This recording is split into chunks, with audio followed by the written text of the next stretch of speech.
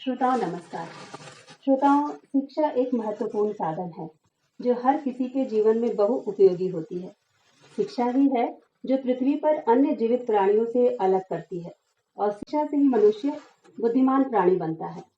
और शिक्षा ही है जो जीवन में चुनौतियों का कुशलतापूर्वक सामना करने के लिए तैयार करती है। परंतु शिक्षा को न समझ पाने से या शिक्षा के अभाव में बड़े हो या बच्चे अबोध ही रह जाते हैं। तो ऐसा ना हो, वो भी तब जब शिक्षा को पाने का सबको अधिकार मिला हुआ है। शिक्षा को समझने का पूरा मौका मिले, पूरा अवसर मिलेगा, तभी चहुमुखी विकास होगा, बच्चों का भी और देश का भी। इसके लिए हमें क्या करना होगा, इसे जानने के लिए आज आकाशवाणी ओबरा के स्टूडियो में हमारे साथ हैं डॉक्टर ब्रिजेश कुमार सिंह महादेव जी, जो कि सहायक अध्यापक हैं पीएम श्री कंपोजिट विद्यालय पल्हारी नगवां सोनभद्र में। तो आपसे बातचीत शुरू करते हैं। तो डॉक्टर ब्रिजेश कुमार सिंह महादेव जी, आपको तो सबसे पहले हमारा नमस्कार। नमस्कार मैडम।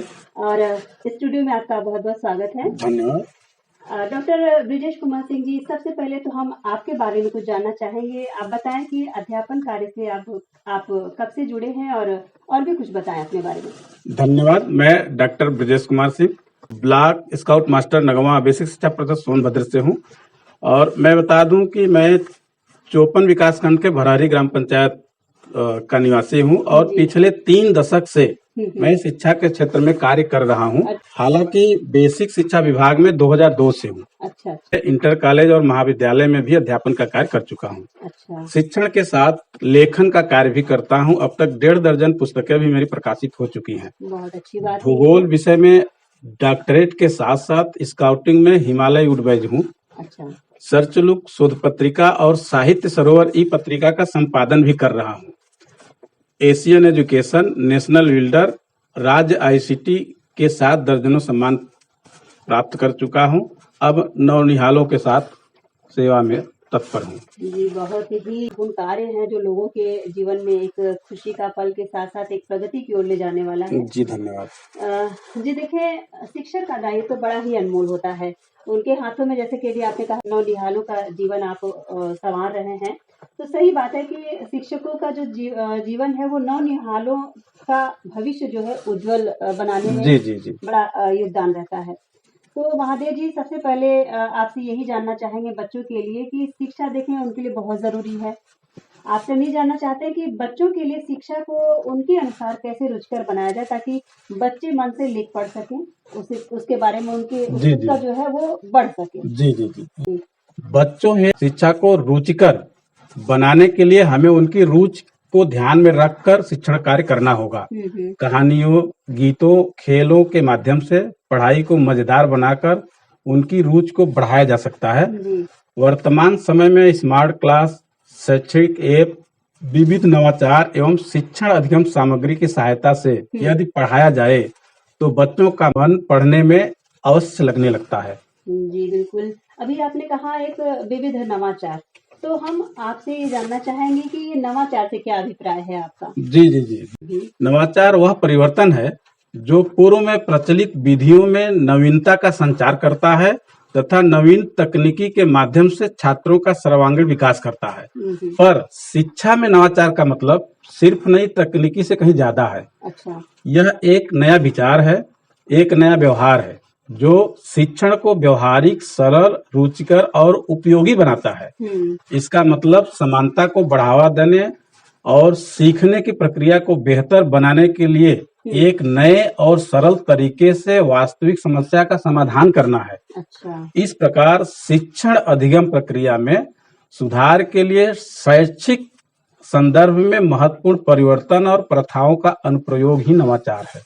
अच्छा, नवाचार से शिक्षा में जो शिक्षण पद्धति है, इसमें क्या लाभ हो सकता है आपके हिसाब से? शिक्षा के क्षेत्र में प्रयुक्त शिक्षण अधिगम प्रक्रिया को और अधिक प्रभावी बनाने के लिए नए नए साधन एवं विधियों को ही शैक्षिक नवाचार कहा जाता है। जी। भारतीय शिक्षाविदों के अनुसार शिक्षा एक समग्र प्रक्रिया है जिसका मकसद किसी व्यक्ति का शैक्षणिक, सामाजिक, भावनात्मक और नैतिक विकास करना होता है। शिक्षण में नई तकनीकी के प्रयोग से छात्र ही नहीं बल्कि शिक्षक भी लाभान्वित होते हैं, क्योंकि नवाचार से शिक्षक सृजनशील, अध्ययनशील बनते हैं तथा तकनीकी प्रयोग में दक्षता हासिल करते हैं। अच्छा। शिक्षण में नवाचार के प्रयोग से छात्रों में नई खोज करने की भावना विकसित होती है तथा रचनात्मक सोच भी बढ़ती है। नवाचार से कक्षा शिक्षण में छात्रों को करके सीखने का अवसर मिलता है तथा उनमें अंतर्निहित क्षमता का विकास भी होता है। अच्छा। और मैं बता दूं, नवाचार से एक और तकनीकी लाभ उठाते हैं तो दूसरी ओर उनमें नई खोज करने की भावना का विकास भी होता है बच्चों में। जी जी। अच्छा, ये हम जानना चाहेंगे कि नवाचार में शिक्षकों की क्या भूमिका है? जी। शिक्षक की भूमिका अधिगम को ऐसे वातावरण का निर्माण करना है जहां बच्चे स्वयं अपनी वास्तविक क्षमता का एहसास कर सकें और ज्ञान का निर्माण कर सकें। नवाचार के जरिए शिक्षक शिक्षण में नए तरीके अपनाते हैं जिससे शिक्षा को रुचिकर प्रभावी बनाया जा सकता है। नवाचारी शिक्षण पद्धति में शिक्षक एक सलाहकार अर्थात सुगमकर्ता के रूप में कार्य करता है और छात्रों को कार्य करके सीखने का अवसर प्रदान करता है। और मैं बता दूं, शिक्षक नवाचार के माध्यम से कक्षा के सभी बच्चों को व्यक्तिगत रूप से प्रयोग करके शिक्षण को रुचिपूर्ण बोधगम्य बनाए रखने में अपनी महत्वपूर्ण भूमिका निभाता है। और अंत में शिक्षण में नवाचार शिक्षकों पर निर्भर करता है। शिक्षक नवाचार के द्वारा पढ़ाने के तरीके में परिवर्तन करके बच्चों में कौशल का विकास कर सकते हैं। शिक्षक जितना अधिक क्रियाशील, प्रभावपूर्ण और दक्ष होगा, शिक्षा उतना ही प्रभावशाली एवं उपयोगी होगी। अच्छा, ये हम जानना चाहते हैं महादेव जी कि शिक्षण में नवाचार को महत्वपूर्ण स्थान इतना क्यों दिया जा रहा है? क्योंकि देखिए, पहले भी लोग शिक्षा ग्रहण करके बड़े बड़े पदों पर आसीन हुए हैं, तो आज इसकी आवश्यकता की क्या वजह है? क्या इसकी आवश्यकता की क्या वजह मानते हैं? जी। इस समय हर पाठ्यक्रम में शासन स्तर से भी नवाचार को बढ़ावा मिल रहा है। अच्छा। तो मैं बता दूं कि शिक्षा, रविन्द्रनाथ टैगोर ने जी कहा है कि शिक्षा का आशय मस्तिष्क को इस योग्य बनाना है कि वह निरंतर सत्य को पहचान सके, इसके साथ एक हो सके, उसे अभिव्यक्त कर सके। इस प्रकार शिक्षा मानव जाति का संरक्षण करती है तथा बौद्धिक योग्यताओं एवं सांस्कृतिक परंपराओं को बनाए रखने में सहायता करती है। अच्छा। शिक्षा ही एक ऐसी विस्तृत प्रक्रिया है जो व्यक्ति को अंधकार एवं संकट से बाहर निकालती है। वह व्यक्ति के समस्त पक्षों का विकास करती है। इसीलिए शिक्षा में नवाचार की महत्वपूर्ण भूमिका होती है। जी, तो हम ये जानना चाहेंगे कि नवाचार को कई भागों में भी विभाजित किया गया है क्या? जी। हम कार्य और प्रवृत्ति के हिसाब से नवाचार को कई वर्गों में बांटते हैं। अच्छा। किसी भी संस्था के संदर्भ में नवाचार के द्वारा दक्षता, उत्पादकता, गुणवत्ता, बाजार में पकड़ आदि के सुधार सम्मिलित हैं। जी। हम यहाँ शिक्षा के क्षेत्र में नवाचार की बात कर रहे हैं। जी, बिल्कुल। शिक्षा भी बदलाव के दौर से गुजर रही है। प्रयोग के आधार पर शैक्षिक नवाचार को 5 भागों में हम बांट सकते हैं। अच्छा। जिसमें तकनीकी नवाचार, शैक्षिक नवाचार, पाठ्यक्रम नवाचार, मूल्यांकन नवाचार, संगठनात्मक नवाचार, आज विभिन्न रूपों में हम इसको बांट सकते हैं। इसके माध्यम से बच्चों को अलग अलग तरीके से समझाया जा सकता है। अच्छा, देखिए, कुछ बच्चे ऐसे भी होते हैं महादेव जी की जिनका बुद्धि विवेक मतलब सामान्य बच्चों की तरह नहीं होता है, मतलब उनकी अपेक्षाकृत सुस्त या कम होता है। और कुछ बच्चे ऐसे भी होते हैं जिनको कि अंग्रेजी, गणित, विज्ञान जैसे विषयों को पढ़ने में डर लगता है। उसे पढ़ने से बच्चे जी चुराते हैं, मतलब कि वो पसंद नहीं करते हैं। बच्चे दूर भागते हैं। तो ऐसे विषयों के जो पाठ्यक्रम है, तो आपसे हम ये जानना चाहेंगे कि क्या इन विषयों को भी बच्चों के हिसाब से रुचिकर बना करके उसे सरल तरीके से बच्चों के बीच प्रस्तुत किया जा सकता है? जी हाँ, क्यों नहीं। सरकार इतना ध्यान दे रही है। जी। और कैसे करते हैं विषयों को मिले तो पढ़ाने के लिए? पर्सनल हम अपनी बात करें तो हम कुछ नवाचार करके ही उनको अट्रैक्ट करते हैं। जी। क्योंकि नीरस विषयों को रुचिकर बनाने के लिए हम लोग शिक्षण अधिगम सामग्री का प्रयोग करते हैं। जैसा कि मैंने अभी आपको बताया, जो है TLM बनाकर निर्माण करके, हाँ, तो वो करते हैं जो बच्चों के विषय वस्तु को सिखाने का एक नया तरीका है। इसके अंतर्गत पाठ्य पुस्तकें भी हैं, कार्य पुस्तिकाएं भी हैं, चार्ट है, मानचित्र है, मल्टीमीडिया है, प्रस्तुतिकरण है, दृश्य सामग्री भी शामिल कर लेते हैं। अच्छा, इसमें क्या कैसे करते हैं?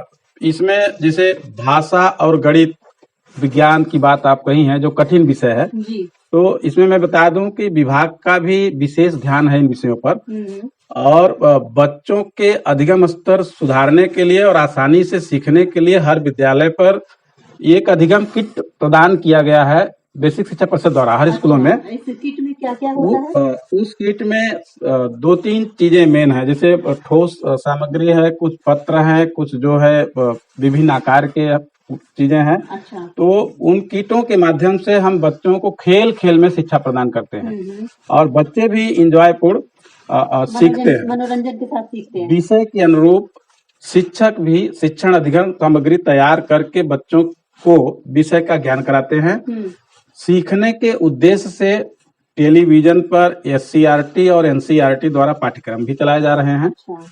दीक्षा ऐप जो रीड एलन ऐप और प्रोजेक्टर के माध्यम से हम लोग YouTube चैनल के माध्यम से विभिन्न नवाचार के माध्यम से कठिन विषयों को सरल तरीके से बच्चों को पढ़ाने का प्रयास करते हैं। जी। और मैं बता दूं कि शासन द्वारा भी विद्यालयों में ICT उपकरण जैसे प्रोजेक्टर, टैबलेट, डिजिटल विषय सामग्री उपलब्ध कराई जा रही है, जिसके माध्यम से हम लोग बच्चों को पढ़ाने में सुगमता भी महसूस करते हैं। जहां दिक्कत होती है तो हम लोग स्वविवेक से उसको और सरल ढंग से प्रस्तुत कराते हैं।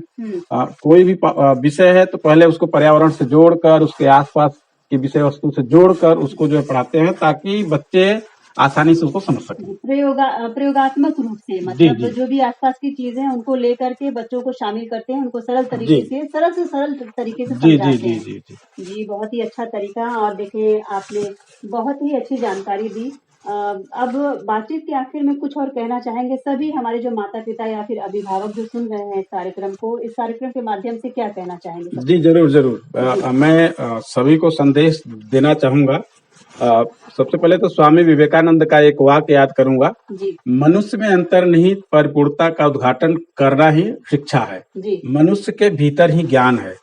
इस प्रकार शिक्षा का अर्थ आंतरिक शक्तियों यानी गुणों का विकास करना है। शिक्षा न केवल हमें ज्ञान व जानकारी प्रदान करती है, बल्कि हमें समाज में सफलता और सम्मान प्राप्त करने की क्षमता भी देती है। शिक्षा हमें समाज की समस्याओं को समझने और समाधान करने की क्षमता प्रदान करती है। शिक्षा न केवल हमारी व्यक्तिगत विकास में महत्वपूर्ण भूमिका निभाती है, बल्कि यह समाज को सुधारने की भी एक माध्यम होती है। इसीलिए डॉक्टर भीमराव अम्बेडकर ने भी शिक्षित बनने का नारा दिया था। और मैं बता दूं कि शिक्षा सामाजिक परिवर्तन का सशक्त माध्यम होने के साथ साथ राष्ट्र के आर्थिक विकास की धुरी भी है। बच्चे राष्ट्र निर्माण के आधार तत्व भी हैं और उनको परिवार, समाज व देश का सशक्त नागरिक बनाने वाला शिक्षक इसका महत्वपूर्ण माध्यम है। बच्चों के माता पिता अभिभावकों को चाहिए कि अपने बच्चों का गृह कार्य नियमित रूप से देखें, पूरा कराएं, समय समय पर विद्यालय जाकर बच्चों से संबंधित जानकारी का आदान प्रदान करें और एक दूसरे का सहयोग करते हुए अपना कार्य करेंगे तो निश्चित रूप से जागरूक होंगे। धन्यवाद। बहुत सुंदर महादेव जी। तो श्रोताओं देखिए आज हमारे साथ थे डॉक्टर ब्रजेश कुमार सिंह महादेव जी, जो कि सहायक अध्यापक हैं PM श्री कंपोजिट विद्यालय पल्हारी नगवा सोनभद्र में। श्रोताओं नवाचार एक नया विचार है, नया व्यवहार है, मतलब कि शिक्षा को सरल, उपयोगी, व्यवहारिक, रुचिकर, रचनात्मक, क्रियात्मक और इसे प्रासंगिक बनाना ही नवाचार है। जैसा कि हमारे डॉक्टर ब्रजेश कुमार सिंह महादेव जी ने बताया, शिक्षक नवाचार के द्वारा नवीन शिक्षण विधियों और पढ़ाने के तरीकों में परिवर्तन करके बच्चों को उनके कौशल और प्रतिभा को निखारते हैं और बच्चों का भविष्य संवारते हैं। ऐसे सभी शिक्षकों को नमन है। और डॉक्टर ब्रजेश कुमार सिंह महादेव जी, आपको इतनी अच्छी जानकारी आकाशवाणी के माध्यम से हम लोगों तक पहुंचाने के लिए आपका बहुत बहुत धन्यवाद है। धन्यवाद मैडम, बहुत बहुत आभार आप।